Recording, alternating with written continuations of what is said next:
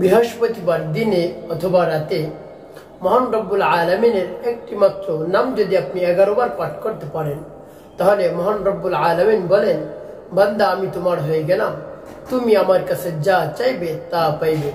যা মনের আশা যত কিছু রয়েছে সকল ইচ্ছা আমি পূরণ করে দিব। তুমি আমার কাছে চাওয়া মাত্রই আমি সব কিছু তোমাকে দান করে দেব। তো প্রিয় ভাই বোনেরা, মহান রব্বুল আলামিনের সেই গুণবাচক নামটি কি আমি আপনাদেরকে বলে দিচ্ছি। আপনারা অতি সহজেই এই আমলটি করতে পারবেন। আমলটি করতে আপনার বেশি সময় লাগবে না। অল্প কিছু সময় ব্যয় করে আপনি এই মহামূল্যবান আমলটি করতে পারবেন। প্রিয় ভাই বোনেরা, এই আমলটি যখন আপনি করবেন, এই আমলটি করে মহান রব্বুল আলামিনের কাছে যা চাইবেন তা মহান রব্বুল আলামিন দান করবেন। তার কারণ হলো মহান রব্বুল আলামিনের কাছে সব কিছু রয়েছে। মহান রব্বুল আলামিন বলেন, ওয়ালিল্লাহি খাযাইনুস সামাওয়াতি ওয়াল আরদ, আসমান এবং জমিনের মধ্যে যা কিছু রয়েছে, ধনভাণ্ডার রয়েছে, যা কিছু রয়েছে সব কিছুর চাবিকাঠি হলো আমি মহান রব্বুল আলামিনের হাতে। আর দেখুন, মহান রব্বুল আলামিনের হাতে যদি সব কিছুর চাবিকাঠি থাকে তাহলে তার কাছেই তো আমাদের চাওয়া উচিত। তাহলে মহান রব্বুল আলামিন নিজেই বলেন, আমার কাছে চাও, আমার নাম বেশি বেশি স্মরণ করো, আমি তোমাদের উপরে খুশি হয়ে যাই, রাজি হয়ে যাই। তুমি সেই সময় আমার কাছে যা চাইবে তাই পাবে।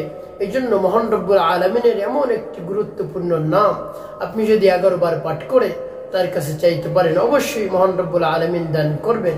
আপনার কোন সমস্যা, যে সমস্যা থাকুক না কেন, আপনি রোগে আক্রান্ত, কোনোভাবে রোগ দূর হচ্ছে না, আপনি যতই ঔষধ সেবন করছেন কোনোভাবে ঔষধে কাজ হচ্ছে না, এক ডাক্তার সেরে অন্য ডাক্তার কাছে গিয়েছেন, তারপরে এক ঔষধ সেরে অন্য ঔষধ আপনি সেবন করেছেন, কোনোভাবেই আপনার রোগ ভালো হচ্ছে না, তারপরে আপনার বিপদের পর বিপদ, আপনি মামলা মোকদ্দমার মধ্যে আটকে গিয়েছেন, যত ধরনের সমস্যা রয়েছে, দুশ্চিন্তা রয়েছে, সবকিছু মহান রব্বুল আলামিন দূর করে দিবেন।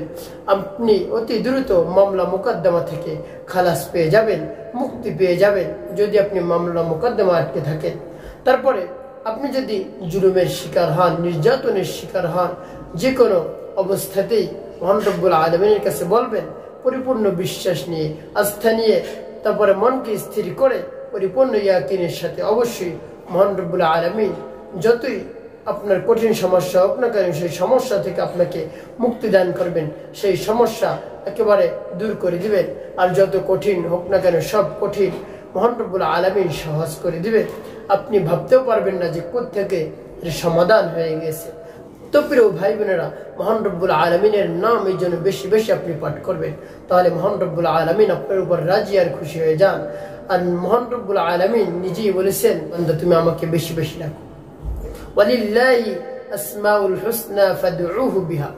মহান রব্বুল আলামিন বলেন, আমার রয়েছে সুন্দর সুন্দর নাম, সেই সুন্দর সুন্দর নাম ধরে ধরে তোমরা ডাকো, তাহলে আমি খুশি হয়ে যাই। আমি যদি খুশি হয়ে যাই তাহলে তুমি আমার কাছে যা চাইবে তাই পাবে। মহান রব্বুল আলামিন বলেন, উদউনি আস্তাজিব লাকুম, বান্দা তুমি আমার কাছে চাওয়ার সাথে সাথে আমি দিতে প্রস্তুত হয়ে যাই, সাথে সাথে আমি দিয়ে দিই।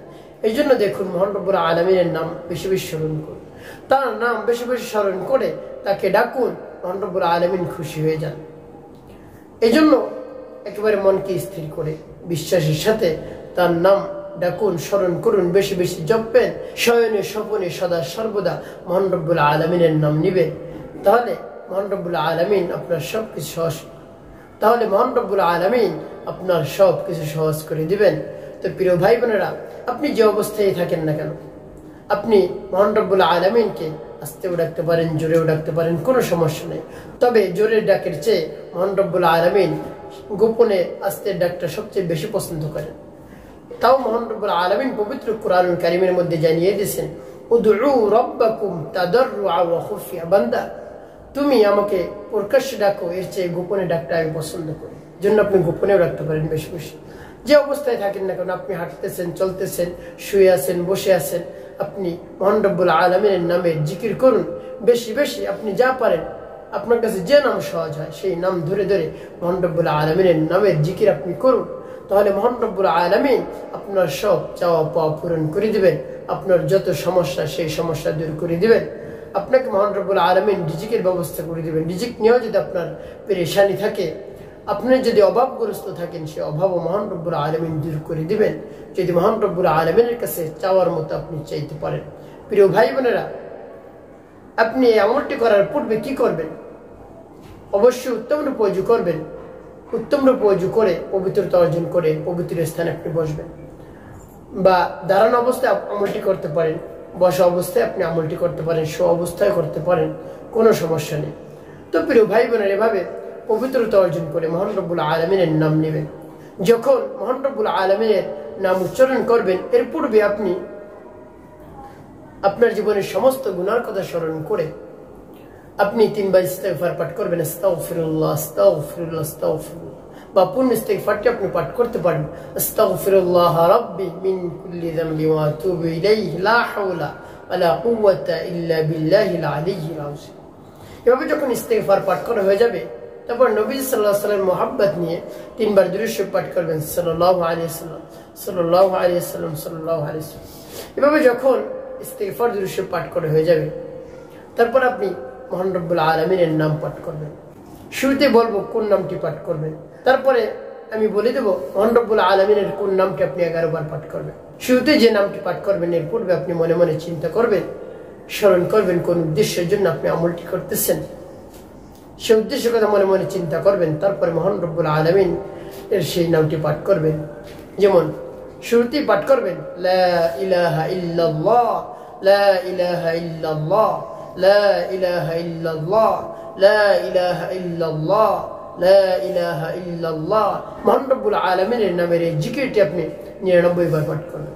99 বার পাঠ করে যখন 99 বার পাঠ করা হয়ে যাবে, তারপর শেষে পাঠ করবেন আপনি পূর্ণ কালিমা, লা ইলাহা ইল্লাল্লাহু মুহাম্মাদুর রাসূলুল্লাহ সাল্লাল্লাহু আলাইহি ওয়াসাল্লাম। এভাবে যখন পাঠ করা হয়ে যাবে, তারপরে আপনি সেই নামটি পাঠ করবেন। আর মহান রব্বুল আলামিনের সেই নামটি 11 বার পাঠ করে কি করবেন আমি আপনাদেরকে বলে দিচ্ছি। আগে সেই নামটি আপনাদেরকে বলে দিচ্ছি, একেবারে সহজেই আপনি মুখস্থ করতে পারবেন, সহজেই আপনি উচ্চারণ করতে পারবেন, কোনো কঠিন না, আমাদের সকলের জানা রয়েছে সেই নামটি। সেই নামটি হলো বিসমিল্লাহির রহমানির রহিম, ইয়া যাল জালালি ওয়াল ইকরাম, ইয়া যাল জালালি ওয়াল ইকরাম, ইয়া যাল জালালি ওয়াল ইকরাম, ইয়া যাল জালালি ওয়াল ইকরাম, ইয়া যাল জালালি ওয়াল ইকরাম, ইয়া যাল জালালি ওয়াল ইকরাম।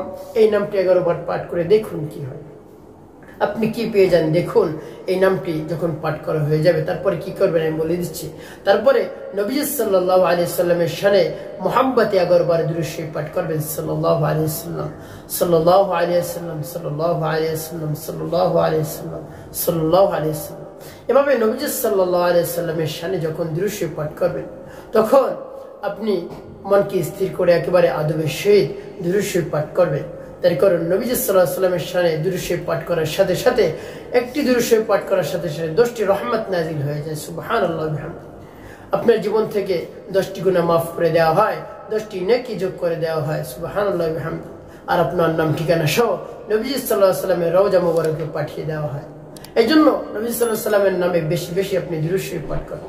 তো প্রিয় ভাই বোনেরা, এভাবে মহান রব্বুল আলামিনের সেই নামটি ইয়া যাল জালালি ওয়াল ইকরাম 11 বার পাঠ করে কি করবেন, আপনি মহান রব্বুল আলামিনের কাছে দোয়া দরখাস্ত করবেন, হে আল্লাহ, যে সমস্যার জন্য আমি এই আমলটি করেছি সেই সমস্যা দূর করে দিন। সেটা হলো আমার মনের যত ধরনের আশা আকাঙ্ক্ষা রয়েছে, সকল ধরনের আশা আকাঙ্ক্ষা আপনি পূরণ করে দিন। মনের যত চাওয়া পাওয়া রয়েছে সব পূরণ করে দিন। আপনি তো আলিমুম বিজাতিস সুদূর, অন্তরের খবর আপনি জানেন, আপনি আমার অন্তরের চাহিদা অনুযায়ী সবকিছু পূরণ করে দিন। আপনার কাছে তো সবকিছুই জানা, কিছুই অজানা নাই। এই জন্য আমার মনের চাহিদা অনুযায়ী আপনি আমাকে দান করুন।